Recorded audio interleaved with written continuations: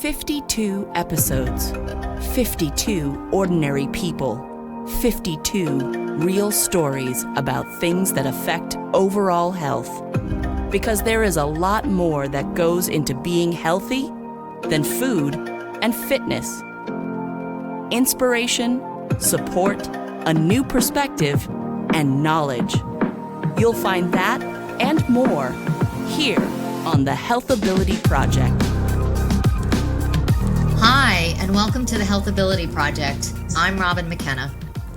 When we think of overall health and well-being, we most often think of the individual. But what about the communities that individuals live in? Are they healthy? And what does the health of a community have to do with the overall health and well-being of the individual? Obvious symptoms of an unhealthy community, physical blight, crime, a general lack of safety, and even the presence of gangs, overshadow the inobvious, what may not be going on in the community, a connection between neighbors, or a social support network. The health of a community can have far-reaching and sometimes surprising impacts on individual health and beyond. Here to share her story about one community in the South Bronx that went from unhealthy to healthy is Mary Galeone. Mary is a Sister of Mercy and was born and raised in Yonkers, New York. She earned degrees from Mercy, Middlebury, and Manhattan colleges and Union Theological Seminary. She has held positions as Dean of Students at Our Lady of Victory Academy in Dobbs Ferry and Associate Pastor at St. Francis Xavier Parish in Manhattan. She is a co-founder of the Lay Spirituality Program and the Welcome Table Soup Kitchen. Mary is also a founder and former executive director of Mercy Center Bronx. The foundation of her work there is the belief that the values of welcome, community, and nonviolence are transformative. Under Mary's leadership, listening and responding to the needs of women and their families led to the organic growth of Mercy Center's programs, which presently serve more than 3,000 participants each year. Mary's work has drawn on her commitment to stand in solidarity with women seeking fullness of life and equality in church and society, and her belief in the transformative power of community. She believes that the liberating power of community is the most effective way to empower participants to reach their full human potential and become agents of change in their families and communities. Thank you so much for joining us today, Mary. Hi, Robin. Nice to see you. Mercy Center actually was a bit of a happy accident. Why don't you paint the picture for our listeners on how you became involved in the community, what the community looked like, and just how your involvement evolved? Sure. Mercy Center started in an elementary school, and it started because the principal of an elementary school saw the need to work with the whole family. She was getting every program she could for the students, but she knew if she didn't work with the parents that she would not be successful in moving forward with her students' lives. So there was another Sister of Mercy, Mary Galeone, who was a counselor, and she was hired part-time to help the parents. So every time a parent went to the principal's office, they were then sent to Mary Ann, and Mary Ann was supposed to work with them, counseling, and try to help them become better parents. And it was great. People would come for their first appointment and it'd be a good conversation, but they would never show up for their second appointment. So Mary Ann said, now I was asked to help the parents. So she got a social worker to do a parenting class. And so that was really the beginnings of Mercy Center. And it was great because parents were isolated. The neighborhood wasn't really safe, and parents would drop their kids off at school, go home, stay in the neighborhood, stay in their own homes, only go out for necessities, and then come back, pick up their kid from school, go to a doctor's appointment or whatever. But there was no socializing, say in the park, or, there were no strollers hanging out on the streets with moms talking to each other.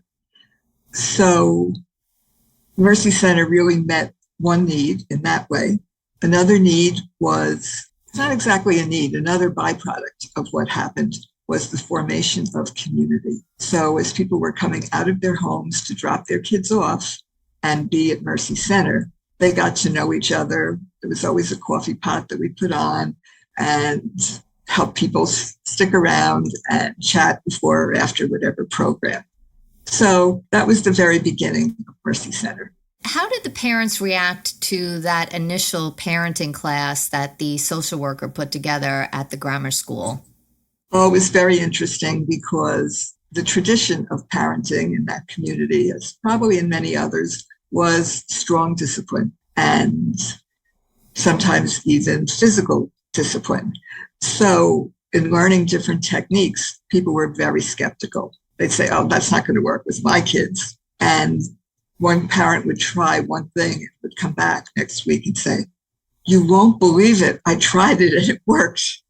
And that would encourage somebody else. It wasn't just the social worker, the professional. It was one parent to another that helped them see, oh, yes, this could work. And of course, it didn't always work. So they try something else and share that with each other. So it was a wonderful bonding in community. And what happened next? Well, of course, one thing leads to another. And as I said before, I believe Mercy Center grew organically. And so in listening to the community and what the needs are, and then helping them see what was happening that caused some of the issues, there could be action for change. And one example of that is a medical waste incinerator that was in the neighborhood. And the neighborhood had a very high incidence of asthma. And of course, parents were very worried about their kids with the asthma and making that connection to this medical waste incinerator, which, by the way, had 400 violations every year. So more than one violation a day, was part of the impact of air pollution and why their children had asthma. So Mercy Center joined with a large number of other organizations in the area. And together we worked with the city council. We worked with the company itself, with other neighborhood organizations. And it's one of the rare success stories in this kind of work. Often we do the work and we don't see the results. But in this case, the company that owned this medical waste incinerator had to cease operations. And one of the things about it was part of the agreement when they ceased operations was that there would be a public removal of the smokestack. So people could gather and watch the crane come and the smokestack come down. And it was just a joyful, joyful moment to see all the work that had taken place have this result. I can imagine that. I mean, not only the fact that they were able to remove that medical incinerator, but how it must have made them feel. You know, that is no small feat, getting a medical incinerator removed from a neighborhood that's probably been there forever. And just the realization that if they could do that, they could do anything. It must have created a whole lot of momentum in the community. That's very true. And we try to capitalize on those things because if you can do this, what else can you do? Right. And some of that is personal, some of that is beyond. So another example would be how we would go to Albany every year and lobby. And there was always something specific that we would lobby for. So one example was when funding was going to be cut from the hospital in our neighborhood, and our women got all the facts and went to Albany, went on the bus, up we go. A lot of nerves. What's it going to be like to meet with my state representative?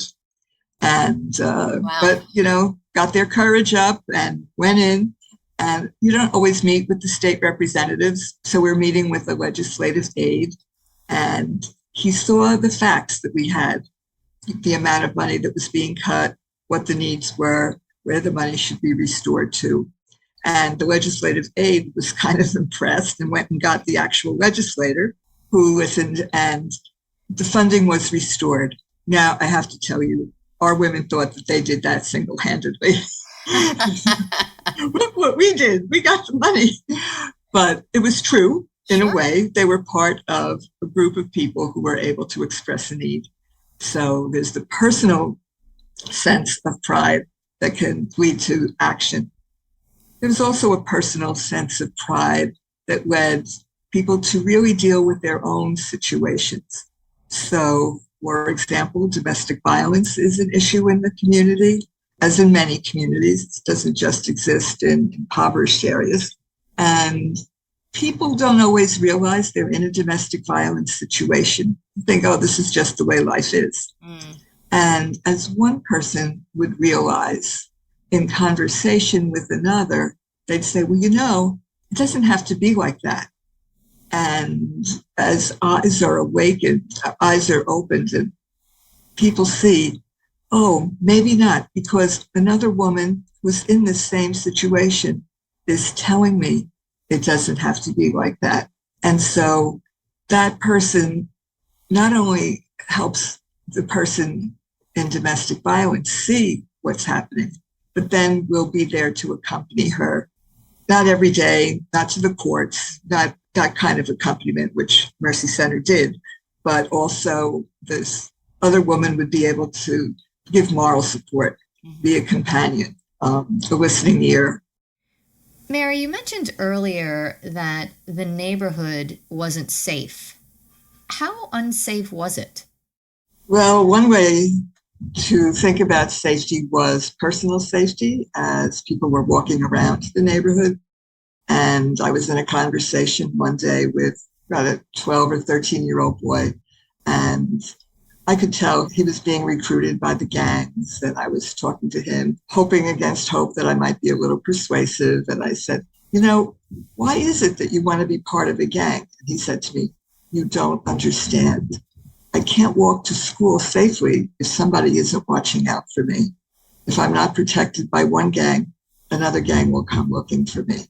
So it was really eye-opening for me to realize that it was almost felt like a necessity to be safe, to walk from home to school, that he be part of a gang. That's a lot for a 12-year-old to be dealing with. Right. And it was unimaginable to me that this was ordinary in his life. This wasn't like some big decision. This was just part of his life, how he was going to navigate safely.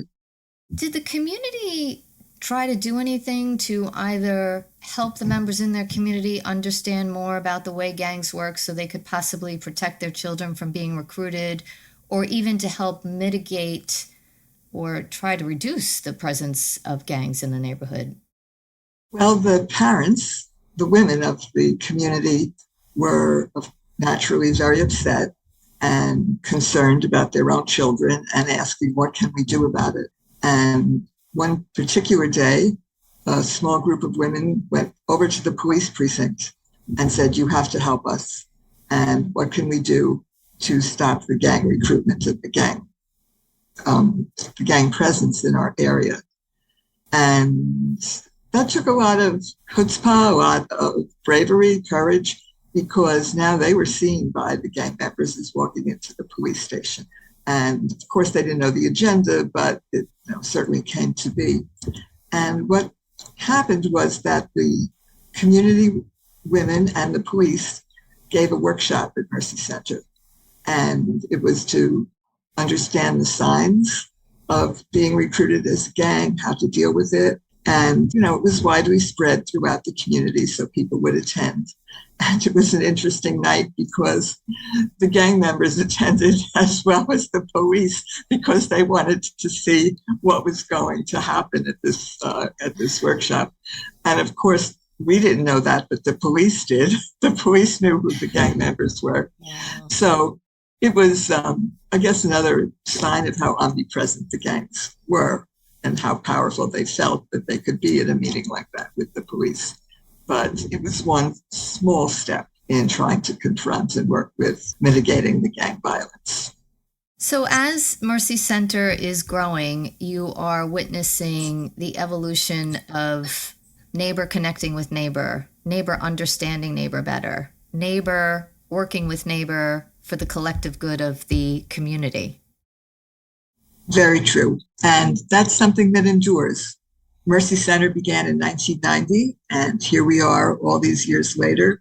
And the work and the connection, neighbor to neighbor, participant at Mercy Center to participant, outreach that the participants do naturally, just by telling their story to their friends and neighbors, that all just continues to open up paths and possibilities.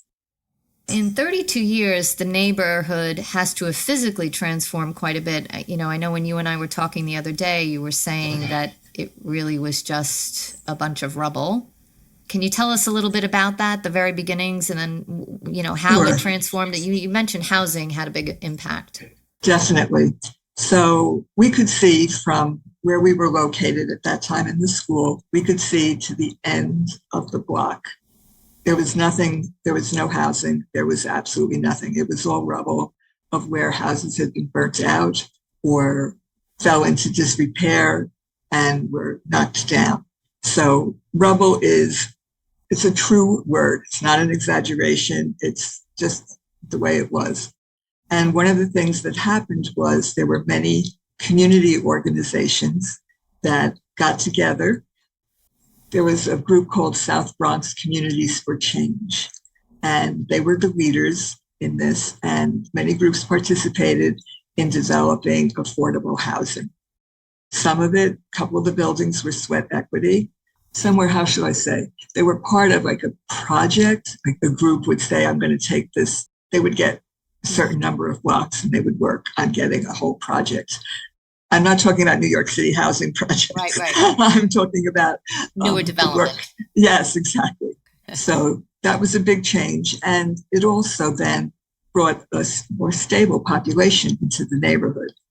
And one of the things that a stable population is, if you set down roots, then you also want to be part of change and improving the area.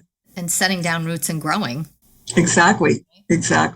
Right. Stability is included in that. So in your time at Mercy Center, I know you were there for quite a few years, you must have seen a transformation in just the people that came in the doors those first days, and through the years, and kids growing up into adults, and just even a transformation, economic empowerment, educational empowerment. Can you tell us a little bit about that? Oh, sure. I was at an event at Mercy Center last week, and somebody introduced themselves to me, and they said, "Oh, it's nice to meet you." And she kind of smiled and she said, "Well, and she told me who her mother was, because I knew her when she was in her mother's womb. Wow. And now she's a college graduate. And this particular young woman she's finished a nursing degree and has a profession before her. And she did it herself. She did it with the support of her family, but she also did it with the support of Mercy Center and the opportunities that we provided every step along the way, from her infancy right up to now being a college graduate. And some of the children that I knew from their earliest days are also employees now at Mercy Center, which is, again, something that's just marvelous to see. When we started Mercy Center, there were 2 women from the community who were founders with Mary Ann, and it's kind of like watching them grow and seeing how community members grow, and they were able to give their experience and support in a very down-to-earth, practical way that would help the parents. Mm-hmm. Mercy Center provides a whole lot of programming for the community, and one in particularly important program is ESL. Tell us how that has helped to transform the people in that community and the doors that opens for people. Well, imagine being able to communicate, or imagine first being able not to communicate and kind of have your eyes wide open and trying to figure out by body language what somebody is saying. So the first thing is actually learning the language, which is a connecting force. And then what happens from that is knowing the language opens up opportunities. So one of the things Mercy Center does is that classes in English are offered with specific job opportunities in mind. So, for example, there's a class in English for hospitality workers, and what would the language needed for that job be?